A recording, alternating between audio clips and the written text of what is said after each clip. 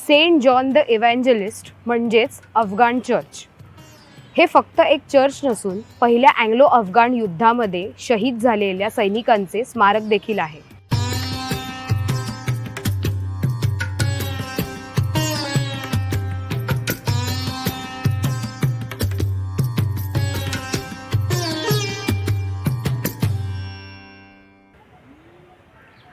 नमस्कार, माझं नाव धनश्री आणि तुम्ही पाहत आहात द रोटेटिंग कंपस.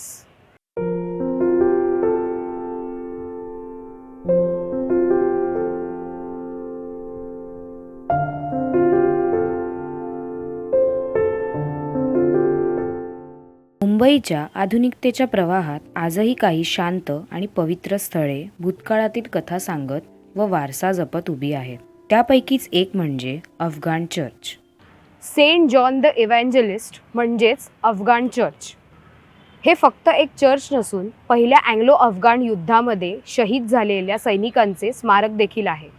गजबजलेल्या मुंबईच्या एका टोकाला असलेल्या कुलाबा भागातील नेवीनगर परिसरात असलेले गॉथिक पुनरुज्जीवन शैलीतील हे चर्च फक्त एक चर्च नसून एका शौर्याला वाहिलेली श्रद्धांजली आहे. 1838 ते 1842च्या सुमारास ब्रिटिश साम्राज्य व काबूलचे शासक यांच्यात पहिले अँग्लो अफगाण युद्ध झाले.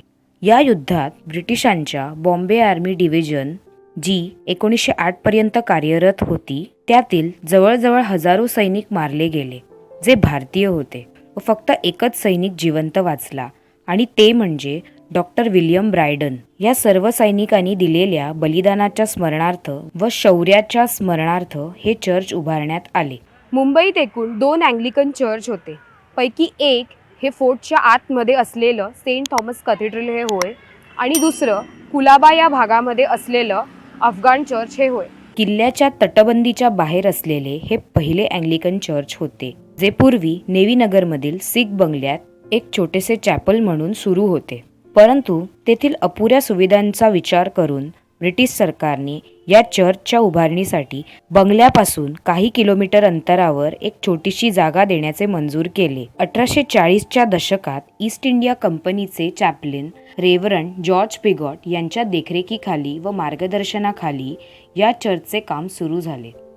मार्च 1843 मध्ये पिगॉट यांनी Oxford society for promoting study of Gothic architecture या संस्थेला चर्चच्या आराखड्याच्या संदर्भात एक प्रस्ताव पाठवला. सुरुवातीला जॉन मॅकडफ डेरिक या इंग्रजी आर्किटेक्टने नोव्हेंबर 1843 मध्ये सोसायटी समोर आपला आराखडा सादर केला व तो मंजूर देखील झाला. परंतु जून 1845 मध्ये या आराखड्याला अतिखर्चिक व मूळ उद्देशाला धरून नसल्यामुळे नामंजुरी दिली गेली. पुढे सिटी इंजिनियर हेनरी कॉनिबियर यांचा गॉथिक शैलीतील अभ्यास व आवड हे लक्षात घेऊन त्यांनी सादर केलेल्या आराखड्याला मंजुरी दिली गेली जो कमी खर्चिक व मूळ उद्देशाला धरून होता. अखेर 4 डिसेंबर 1847 रोजी गव्हर्नर जॉर्ज रसेल क्लार्क यांच्या हस्ते चर्चच्या उभारणीचा पाया रचला गेला. पुढे 1850 मध्ये हेनरी कॉनिबियर यांची सिटी इंजिनियर म्हणून कारकीर्द संपल्यावर रॉयल इंजिनियर्सचे कॅप्टन C.W. ट्रेमेनियर यांच्या अध्यक्षतेखाली चर्चचे कामकाज पुढे सुरू राहिले.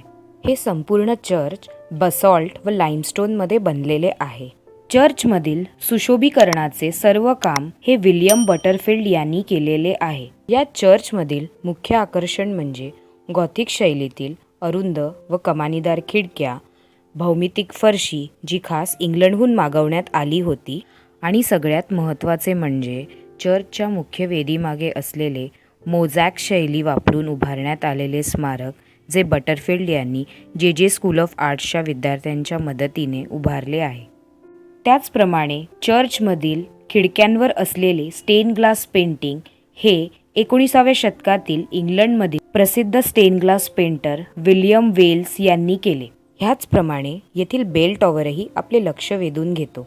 198 फूट उंच असलेल्या या बेल टॉवरच्या आत 8 मोठ्या घंटा आहेत. तसेच पूर्वीच्या काळी हा टॉवर जहाजांसाठी दिशादर्शक म्हणून काम करायचा असेही म्हटले जाते. 10 जून 1865 रोजी हे चर्च बांधून पूर्ण करण्यात आले. पुढे 1858 मध्ये बिशॉप जॉन हॉर्डिंग यांच्या हस्ते चर्चचे पवित्रीकरण करून सर्वांसाठी खुले करण्यात आले. जर तुम्हालाही हा सर्व इतिहास प्रत्यक्ष पाहायचा आणि अनुभवायचा असेल तर या चर्चला नक्की भेट द्या. अफगाण चर्चबद्दलची माहिती असलेला हा व्हिडिओ आवडला असेल तर लाईक करा आणि शेअर करायला विसरू नका. आणि मुंबईतील ब्रिटिशकालीन इतिहास जाणून घेण्यासाठी द रोटेटिंग कंपस या चॅनलला सबस्क्राईब करा.